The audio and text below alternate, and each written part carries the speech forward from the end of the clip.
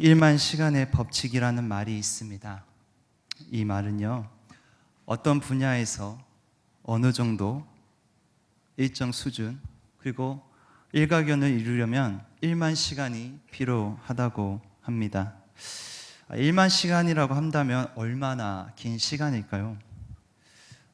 하루에 3시간이면 1년이면 1095시간입니다. 그리고 10년이면 1만 950시간이 됩니다. 어떤 일이든지 꾸준하게 되면 성공할 수 있다는 이 이야기인데요. 그래서 꾸준함이 특별함을 만든다는 말도 있습니다. 우리가 예를 들어서 우리가 무엇인가 배우고 내가 어느 정도 수준 이상 올라가고 싶은 목표가 있다고 우리가 가정해 보겠습니다. 그것이 공부가 될 수 있고 음악이 될 수 있고 운동이 될 수 있습니다. 시간을 들여서 분명히 꾸준히 한다면 분명히 성장할 것입니다. 우리는 거의 다 이 사실을 알고 있습니다. 그런데요, 생각보다 현실로 실행하지 못할 때가 참 많이 있습니다. 그 이유는 성장하는 것이 우리의 눈에 잘 보이지 않습니다. 예를 들어서 내가 이 정도 했으면 이만큼 성장해야 되는데 잘 안 될 때가 많아요. 그래서 쉽게 포기하는 경우들이 참 많이 있습니다. 우리 그리스도인에게는 꾸준함이 필요합니다. 그것은 우리의 신앙생활입니다. 여기 계신 분들은 오랫동안 대부분 꾸준히 신앙생활 하신 분들이 계실 것입니다. 오랫동안 신앙생활을 했다면 오늘 1만 시간 법칙에 따른다면 분명히 성장했을 것이고 성숙해졌을 것입니다. 그런데 우리의 신앙이 성장하지 못하고 성숙하지 못하는 경우들이 많이 있습니다. 그 이유가 무엇일까요? 바로 기본적인 것을 우리가 갖추지 못해서 그렇습니다. 신앙생활에서 기본적으로 갖춰야 할 것이 무엇입니까? 바로 기도와 말씀입니다. 우리는 너무 많이 들었습니다. 우리가 늘 기도하고 하나님의 말씀을 읽고 그 말씀대로 살아간다면 건강하고 풍성한 삶을 살아갈 것입니다. 하지만 기도와 말씀에 우리가 집중하지 않으면 문제가 생깁니다. 면역력이 떨어집니다. 우리의 몸이 면역력이 떨어지면 어떻게 됩니까? 몸이 병이 들어서 문제가 생긴 거죠. 이처럼 기도와 말씀이 없어지면 우리의 영혼이 병듭니다. 예전에는 기쁘고 감사가 넘쳤지만 기도와 말씀이 없어지면 기쁨과 감사가 사라집니다. 작은 일에도 뜻대로 안 되면 원망과 짜증이 납니다. 부부싸움이 늘어납니다. 삶이 꼬이고 전보다도 더욱더 어려움이 처합니다. 신앙의 면역력이 떨어진 것입니다. 어떻게 해야 되나요? 몸의 체력을 키우는 것처럼 기도하고 말씀을 우리가 먹어야 합니다. 예배를 회복해야 된다는 것입니다. 체력을 회복하면 병이 물러갑니다. 기도와 말씀을 집중하면 웬만한 원망과 불평이 사라지고 기쁨과 감사를 회복할 수가 있습니다. 환경이 전보다 더 어려워도 지치지 않습니다. 오히려 힘이 납니다. 그러니 우리가 정말 기도와 말씀을 회복해야 된다는 것입니다. 우리가 다시 한번 기도와 말씀을 회복해서 영원한 구원의 근원 되시는 예수님을 바라보며 나아가기를 간절히 원합니다. 지금 여기 계시는 성도들 중에 고3 수험생들이 있을 것이고 중요한 자격시험을 보는 사람들이 이 중에 있을 것입니다. 매년마다 입시나 시험 때가 되면 고민하고 갈등하는 문제가 있죠. 그 고민 중에 하나가 시험에 떨어지면 어떻게 해야 될 거냐는 겁니다. 떨어지면 그냥 곧바로 다른 또 직장을 또 알아봐야 되나, 아니면 고3 수험생이냐면 재수를 시켜서 내년에 대학을 보내다든가 이렇게 하면 되는데 우리 인생은요 다시 살 수가 없습니다. 쉽게 말하면 재수 인생이 없다는 것이죠. 대학 시험이나 각종 시험은 시험에 따라 다르겠지만 매년 시험이 있습니다. 이런 시험은 다시 보면 되지만 인생이라는 것은 한 번 왔다가 이 땅에서 죽기 때문에 다시 살 수가 없죠. 그 한 번의 인생은 우리는 어떻게 살아가고 있습니까? 정말 주님 안에서 거하며 살아가고 있습니까? 우리의 삶은요, 하나님께서 인정해 주셔야 합니다. 그래서 우리의 신앙생활을 할 때요, 입시생처럼 매일매일 나의 삶을 돌아봐야 합니다. 우리가 신앙생활 할 때 실패할 때가 있습니다. 넘어질 때가 있습니다. 예를 들어서 신앙생활 잘 하시다가 교회를 떠나는 경우가 발생하기도 합니다. 이유는 제 각각 다를 것입니다. 그래서 어떤 분은 이렇게 얘기합니다. 다음에 다시 신앙생활 할게요. 다음엔 실패하지 않고 열심히 신앙생활 하겠다고 이야기합니다. 근데 여기서 중요한 것은 다음이 있다라고 생각하는 것이죠. 다시 말하면 내일을 기대하는 사람은 오늘을 도피하는 사람입니다. 어제를 기대하는 사람은 오늘이 없는 사람입니다. 내일, 다음 주에, 다음 달에, 내년이라고 하는 사람 의식 속에는 분명히 현재라는 것은 없습니다. 왜냐하면 지금 내일을 생각하고 있다면 그 사람의 현재는 현재가 아니라 내일을 생각하는 현재라는 것입니다. 원칙적으로는 다시 살 수 없죠. 이 순간을 놓쳐버리면 이 순간 영원히 지나가는 한순간밖에는 없습니다. 그런데요, 사람들은 내일에 익숙합니다. 반복되죠. 그렇기 때문에 사람들이 실패하는 것이 내일이라는 인식을 떨쳐버리지 못하고 현실을 보지 못하고 내일로 밀어보는 의식 때문에 신앙생활을 실패하는 경우들이 많습니다. 내일 기도하면 되지, 다음에 예배 드리면 되지, 다음에 말씀 드리면 되지. 우리 마음 가운데 이러한 마음이 갖고 있는 것이 아닌지 저 자신부터 돌아보게 합니다. 사랑하는 무국교회 성도 여러분, 미루지 않기를 원합니다. 지금 현재에서 최선을 다하기를 간절히 원합니다. 지금 감사하기를 원합니다. 내일, 다음 주, 다음 달, 내년에 감사하는 것이 아니라 지금 감사하기를 간절히 원합니다. 지금 봉사할 수 있을 때 하시기를 간절히 원합니다. 어제 바자회를 했습니다. 제가 처음 바자회를 했는데요, 노동을 한 것 같습니다. 그래서 어떤 분이 그렇게 얘기하시더라고요. 50 되기 전에 열심히 하시라고 그 얘기를 하는데, 있을 때 최선을 다해 보겠습니다. 아무튼 이 얘기를 왜 나왔는지 모르겠지만 지금 최선을 다해서 하기를 간절히 원합니다. 오늘 우리 주님께서는 우리에게 본을 보이셨습니다. 우리가 어떻게 살아가야 될지 하나님의 말씀대로 살아가야 된다고 말씀해 주셨는데요, 우리 예수님은 어떤 분입니까? 오늘 본문 8절의 말씀을 보면 이렇게 말씀하고 있습니다. 그가 아들이시면서도 라고 말씀하고 있습니다. 이게 무슨 말씀입니까? 예수님은요, 하나님의 아들이십니다. 하나님의 아들이니까 하나님께로 받은 모든 이유와 조건이 충족되어 있습니다. 당연하고도 정당한 아들이신 예수님입니다. 예수님께서는 하나님의 아들이시냐, 성령으로 잉태되어 낳은 하나님의 아들이시지만 하나님께서는 그 하늘 영광을 버리고 이 땅에 오셨다는 것입니다. 이것은 주님이 우리를 얼마나 사랑하신다는 것을 알 수 있습니다. 우리가 이 사랑을 잊지 않기를 간절히 원합니다. 그런데 그 사랑을 알면서도 많은 사람들은 보장을 요구합니다. 내가 하나님 믿었으니까 하나님, 나 이것 좀 보장해 주세요. 나 이것 좀 잘 되게 해주세요. 내가 하나님 믿었으니 이 정도는 해줘야 된다는 거 아닙니까?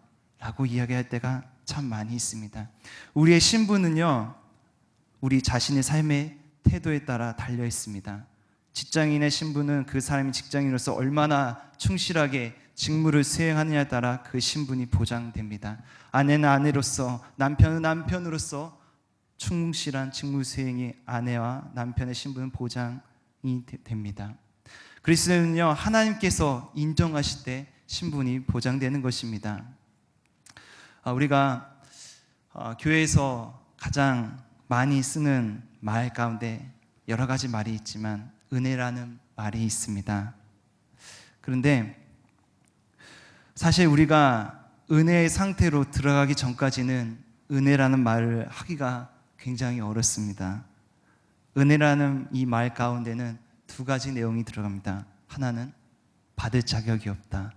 또 하나는 넘치는 사랑을 받았다는 것입니다. 다시 말하면 받을 자격이 없는데 넘치는 사랑을 부어주셨다는 것입니다. 이 사실을 믿고 따른다면 은혜란 말을 써도 됩니다. 우리가 정말로 은혜 가운데 멀기를 간절히 원합니다. 오늘 또 8절 말씀해 보면 오늘 주님께서는 받으신 고난으로 말미암아 순종을 배워서라고 말씀하고 있습니다. 예수님은 고난을 받으시는 것을 알면서도 순종의 자리로 나아갔습니다. 우리는요 아마도 고난받으면 순종의 자리로 가기가 참 어려울 것입니다. 근데 예수님께서는 친히 보여주셨어요. 순종의 자리로. 성경에서 나온 순종이라는 말을 볼 때 원문의 의미를 보면 두 가지 의미가 있습니다. 행위적인 복종이 있고요, 의미적인 들음이 있습니다. 행위적인 복종은요 무엇인지 그냥 시킨 대로 하는 것입니다. 그런데 의미적인 들음은요 원어를 보면요 휘파코에 경청이라는 것이죠. 휘포 아래에서 아코에 듣는다, 합성어입니다. 우리 신앙생활은 어찌 보면 들음의 영속입니다. 어떻게 신앙생활 연결할 것인가? 그거는 히파코의 삶입니다. 항상 우리의 마음은 하나님께로 귀가 열려 있어야 됩니다. 하나님의 음성을 들을 준비와 자세가 있어야 한다는 것이죠. 우리 스스로 신앙생활을 하고 있는지 여기 나와서 예배 드릴 때는 잘 모릅니다. 언제 하느냐? 바깥에서 텔레비전을 볼 때나 영화를 볼 때나 다른 사람을 이해하고 있을 때 보면 압니다. 텔레비전을 보면서도, 드라마를 보면서도, 영화를 보면서도 그때마다 우리가 하나님의 음성을 들을 수 있어야 된다는 것입니다. 우리는요 우리 자신에 대해서 정말 철저하게 엄격해야 됩니다. 우리가 하나님의 음성을 듣지 못하는 이유가 무엇입니까? 나를 부인하지 못하고 나 중심의 삶을 살아가고 있기 때문입니다. 그래서 주님께서 뭐라고 하십니까?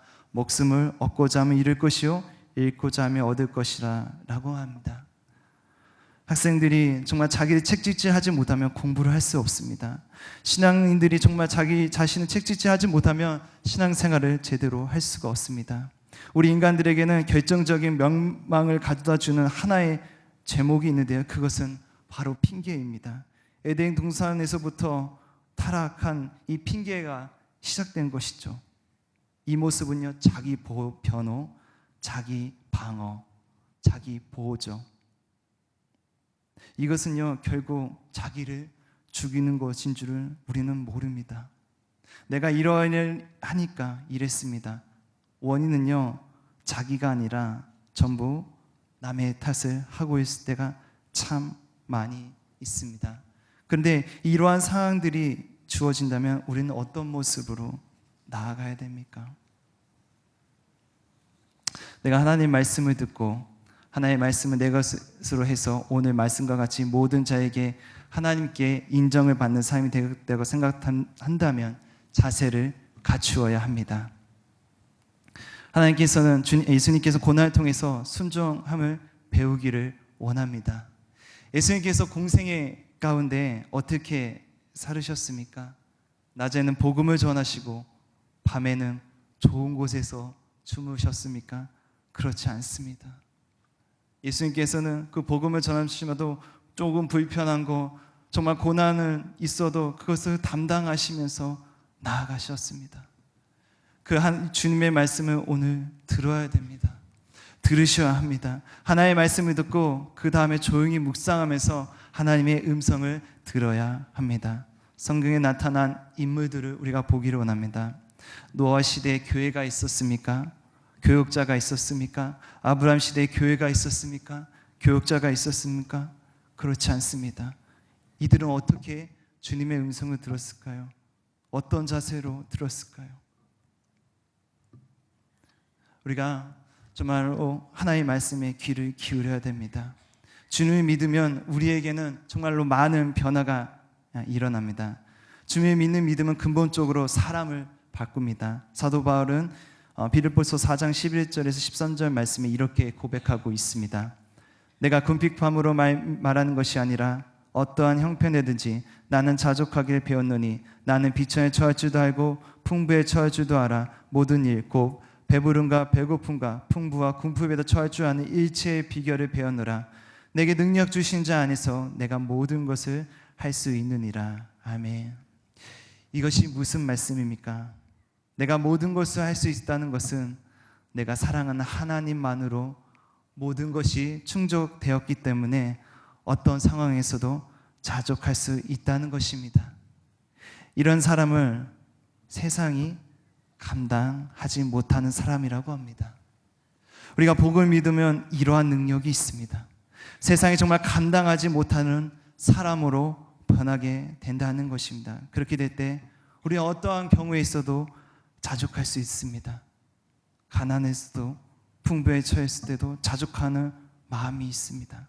그런데요, 우리가 좀 가난하고 좀 힘들면 잘 이렇게 버틸 수가 또 있는데요, 우리가 갑자기 부해지면요, 백발백중 거의 다 넘어갑니다. 제 주변에 개인적인 이야기를 해서 죄송합니다. 가까운 몇 살 차이 안 나는 동생이 있는데요, 정말로 신앙생활을 열심히 했어요. 저보다도 정말 뜨거운 열정을 가지고 신앙생활을 했던 친구입니다. 그런데 이 친구가 갑자기 부자가 됐어요. 네. 믿기지 않으시면 갑자기 부해졌어요. 뭘로 부해졌을까요? 로또를 맞았나? 아니면 복권이 당첨됐나? 그러면 좋겠지만 이 친구가 도박을 했는데 예전에 바람 이야기 아시는지 모르겠어요. 그걸로 엄청난 돈을 벌었어요. 근데 문제가 뭐냐면 그 이후로 예배는 나오지 않습니다. 돈에 마음이 팔렸어요. 들리지가 않아요. 사사기에 보면 이 아스다로 바알, 이 부의 신이요, 우리 현 세대 가운데 몇 명이나 참 살아남을 수 있을까요? 제가 놀랐어요. 사람이 저렇게도 변할 수가 있구나. 우리가 주님을 믿으면 그렇게도 변해야 되는데 어떻게 저렇게 변할 수 있을까라는 생각을 하게 됩니다. 우리는요, 정말 주님을 바라보며 나아가기를 간절히 원합니다. 우리의 마음을 지켜야 됩니다. 잠언 4장 23절 보면 이렇게 말씀하고 있습니다. 무릇 지킬 만한 것 중에 더욱 내 마음을 지키라. 생명의 근원이 이에서 남이라 라고 말씀하고 있습니다. 우리의 마음을 항상 주님께 향하기를 간절히 원합니다. 우리 주님께서는 지금도 영과 진리로 예배한 자들을 찾으십니다. 이 신령과 영과 진리로 예배하는 그 장소가 어디입니까? 우리의 마음이죠. 우리의 마음을 빼앗기지 않기를 간절히 원합니다. 우리는 그 주님의 십자가의 죽으심으로 우리는 이제 구원을 얻게 되었습니다. 정말 하나님의 자녀가 된 것이죠. 그러나 이걸로 정말로 믿고 누리는 사람은 과연 몇 명이나 될까요? 우리는 구원받았다고 합니다. 그런데 구원받았다고 하지만 구원받은 삶의 모습은 우리에게 점점 사라지고 있는 것은 아닌가 생각되어집니다. 옛날에는 교회에 다니는 사람이 굉장히 또 모범적이고 배울 만한 것이 그래도 있었다고 합니다. 그런데 어느 순간부터인가 그런 모습들이 점점 사라지고 온 것은 아니지 저 자신부터 돌아보게 됩니다. 오늘날 우리 교회는 많은 역할을 합니다. 개인적으로나 공동체적으로 위로의 장소가 되기도 하죠. 소망의 장소가 되기도 합니다. 사귐의 장소가 되기도 합니다. 이것은 잘못된 것이 아닙니다. 그러나 여기서만 머물면 안 됩니다. 이제는 우리 자신을 주님께 드려야 합니다. 내가 먼저 섬겨야 됩니다. 내가 먼저 희생해야 됩니다. 우리가 그리스도 안에서 정말 새로운 사람이 되기를 간절히 원합니다. 주님께서는요, 먼저 우리에게 본을 보이셨습니다. 이제는 정말 예수님의 산을 본받고 영원한 구원의 근원이 되시는 예수님을 바라보며 살아가는 우리 무국계 성도님들 되기를 간절히 원합니다.